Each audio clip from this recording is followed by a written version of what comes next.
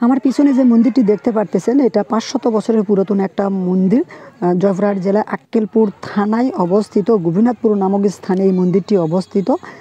এই মন্দিরটির অরিজিনাল নাম হচ্ছে গোপীনাথপুর জিউ মন্দির।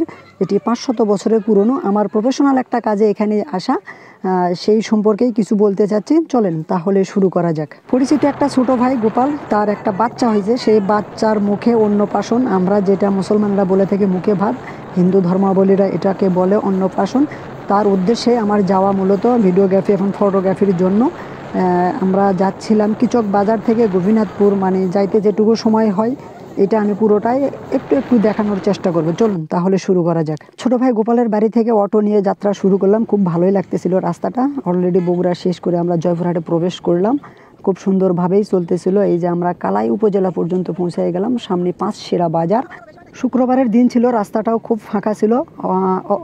চলতে চলতে আমরা অলরেডি কালাই উপজেলা পার হচ্ছি। কালাই উপজেলা পার হয়ে আমরা নিচিন্তা হয়ে ইটাখোলা হয়ে ঢুকবো। এই যে সামনে নিচিন্তা বাজার আমরা চলে আসছি। যদিও বা এই রাস্তা দিয়ে আমার হয়তো প্রথম আজকে যাওয়া, নিচিন্তা থেকে ইটাখোলার রাস্তায়। এর আগে আমি কখনো এই রাস্তায় যাই নাই।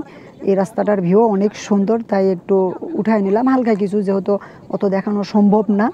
অলরেডি আমরা গোপীনাথপুর বাজারে চলে আসছি। বাজারের পাশেই মন্দির, যেহেতু সাইডেই বাজারের একটু পাশেই মন্দির। এই যে আমরা অলরেডি গোপীনাথপুর ইসলামী ব্যাংক পার হইলাম। অবশেষে আমরা বাজারটার মধ্যে ঢুকে পড়লাম। এখন সামনেই আমাদের মন্দির। ফাইনালি আমরা মন্দিরের সামনে চলে আসছি। চলুন ভিতরের কিছু পরিবেশে দেখানোর চেষ্টা করি, তারপরে তাদের যে আনুষঙ্গিক বিষয়গুলো থাকে অন্নপ্রাশনের, সেগুলো একটু হালকা হালকা দেখানোর চেষ্টা করব। পুরোটা আমার পক্ষে দেখানো সম্ভব না। তাহলে চলুন ভিতরে প্রবেশ করি।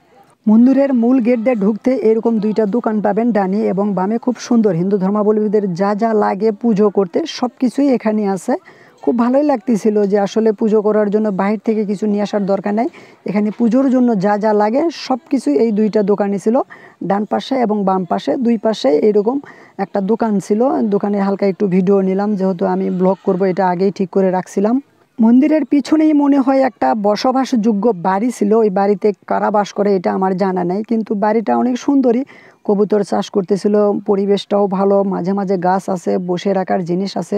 ওই যে সামনে যেটা দেখতে পারতেছেন ওইটা একটা পুকুর ঘাট ছিল, যেখানে যা হয়তো অনেকে পুজো টুজো করে আর কি। আর মন্দিরের পিছন থেকে দৃশ্যটা এরকম লাগে। মন্দিরের সামনে থেকে দেখাইছি, এটা পিছনের দৃশ্য ছিল। আমি যে বাড়িটার কথা বলতেছিলাম সেই বাড়িটার দৃশ্য ওইটা। সামনে অনেক সুন্দর, মানে বাড়িটাও অনেক ভালোই লাগছে, যে বসে থাকার মতো অনেক সুন্দর পরিবেশ ছিল। ওই যে দেখতে পারতেছেন একটা লোক দাঁড়ায় আছে, ওইটাই হচ্ছে পুকুর ঘাট। ওখানে হিন্দু ধর্মাবলীদের অনেক কিছু করে, এটা আমার জানা নেই। জাস্ট আমি গেছি আমার ব্লগের জন্য, দেখানোর জন্য যে মন্দিরের ভিতরের দৃশ্যগুলো এরকম। ভিতরে পরিবেশটাও ভালোই ছিল, খারাপ ছিল না। সর্বোপরি মন্দিরের সব কিছুই ভালোই লাগছে, খারাপ না আসলে। এই যে এটা মন্দিরের মূল ফটক, যেটা মানে মূল মন্দিরের সামনের দৃশ্যগুলো এরকম ছিল। এই যে পুজো টুজো করছে হিন্দু ধর্মাবলীরা, এটা আমি জানি না আসলে কি পূজা। জাস্ট আমি গেছি তার বাচ্চার মুখে অন্নপ্রাশনের জন্য। মন্দিরের মূল ইয়াটাই হচ্ছে ভিতরে হচ্ছে এটা, ওই যে যেটা দেখতে পেলেন ওইটাই হচ্ছে মূল মন্দির। আর বাকি যেগুলো আছে এগুলো হয়তো ওই যে আশ্রমখানা বা এইরকম কিছু বলে।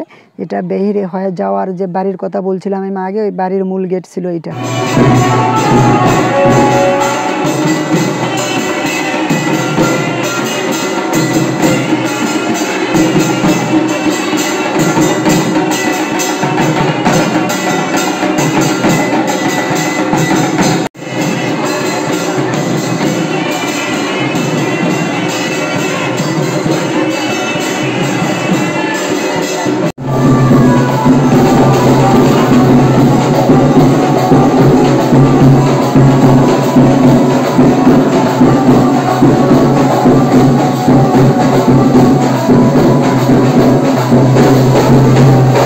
আর একটা বিষয় আপনাদের একটু বলে রাখি, এই যে সামনে আমার মন্দিরের সামনে যে দোকানটা দেখতে পাচ্ছেন, ওই যে চা বা অন্য আনুষঙ্গিক জিনিসটা পাওয়া যায়, এটা কিন্তু একটা মুসলমানের দোকান। আসলে মন্দিরের সাথেই ওনার বাড়ি। ওই যে সামনে যে বাড়ির গেটটা দেখতে পারতেছেন ওটাই ওনার বাড়ি, তার সামনেই এই দোকানটা।